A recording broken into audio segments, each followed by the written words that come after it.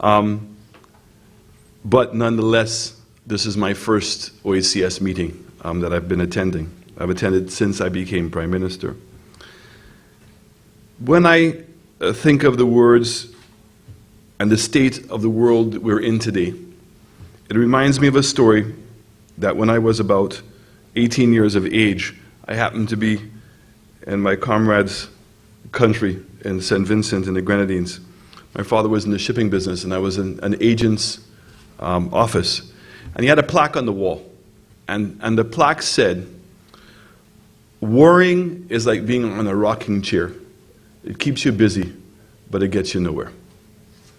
And those words have echoed throughout my life. And how I interpret that is that you must apply your energy and your focus on the things that you can change. The things you cannot change, you have to leave that to the Lord and have faith in Him.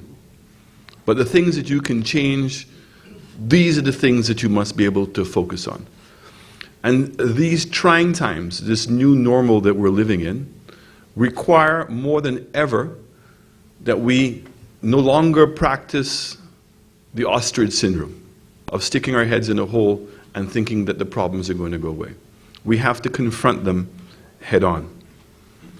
The state of our own economies, which are depriving the citizens of our countries of the lifestyle and the services they so richly deserve. Are we satisfied that all the citizens of the OECS enjoy a world-class education? Are we satisfied that they all have access to proper health care? Are we all satisfied that they all can live in safety? Are we all satisfied that they have every opportunity for economic prosperity that they so richly deserve? And unfortunately, I know in my country, I can't say that. And so therefore, there is a tremendous amount of work to be done. Debt, which is strangling our countries, which is money that's going out to pay for interest, which could otherwise go into our education system, into after-school programs, into the infrastructure of our country, is leaking out of our region. And in fact, what we're running is an unsustainable governance. So the question is, what are we going to do about that? We talk about economic growth. And unfortunately, since the recession, many of our countries have struggled with consistent economic growth. And unfortunately, if we don't bring back economic growth to this region, then it's going to make it much more difficult to be able to implement so many of the things that we want to do. So that is the role of the OECS. So from a St. Lucia perspective, when I come to these meetings, I come with the expectation that the OECS, through functional cooperation, can help relieve some of these problems.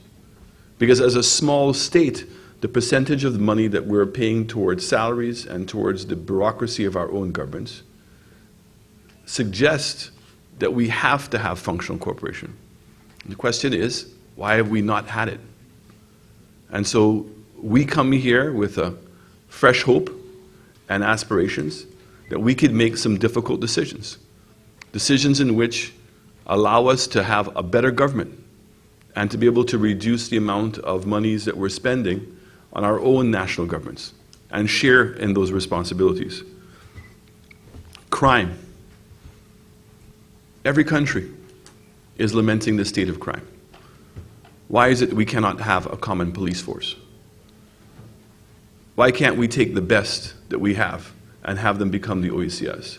Why don't we have a singular forensic lab? Why don't we have a singular database system? Area of education. We still don't have common curriculums. What are we doing to work together to make our education system more effective?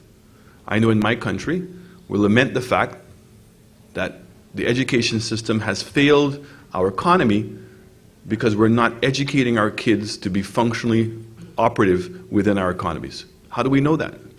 They can't get jobs. We're not seeing innovation. We're not seeing any level of entrepreneurship. Healthcare. In my country, we cannot afford the current system of healthcare that we have. It's not delivering what we're supposed to be.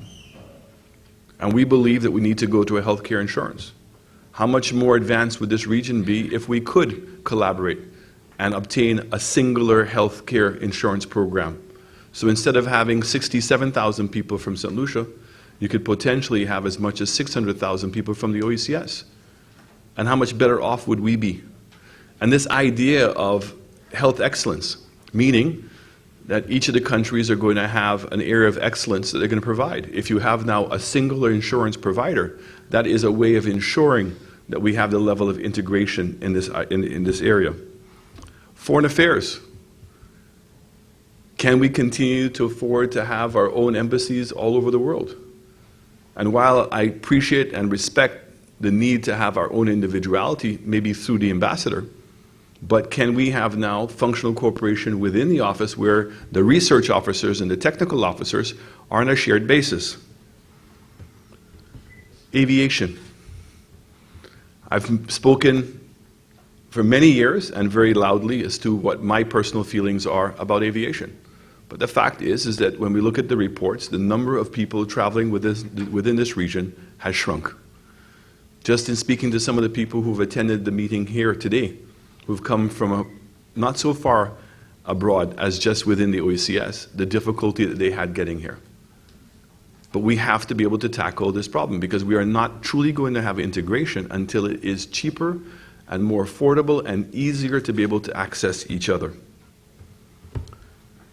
The last one point I want to make is I believe that the OECS can play a significant leadership role when it comes to the SIDS.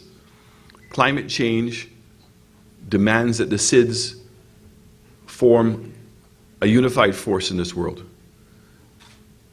It is very unfair what is taking place in that we cannot control our destiny as it pertains to climate change. Even if the OECS countries and even if the 51 SIDS around the world were to change their lifestyles and become the most pristine destinations in the world, we still could not be in control of our own destiny. What is required is adaptation, that the infrastructure of our region has to be enhanced in order to be able to deal with the current climate changes. No longer do we need a hurricane to cause irreparable damage to our economies. It simply has to be a trough. So the idea of having to spend money in strengthening the existing road networks and infrastructure that we have, which is not in itself going to produce any capacity changes, is not going to make us any more competitive. All it will deal with is sustainability. And that when you ask small countries that are already heavily indebted to be able to do that, it becomes an impossible task. And so therefore, I believe there's a huge role that the OECS has to play, because they say, who feels it, knows it. And I can be assured, all of you here today, that we do feel it. So I very much look forward to working with my colleague Prime Ministers and with the OECS Secretariat in dealing with the challenges that we have going forward. Thank you very much.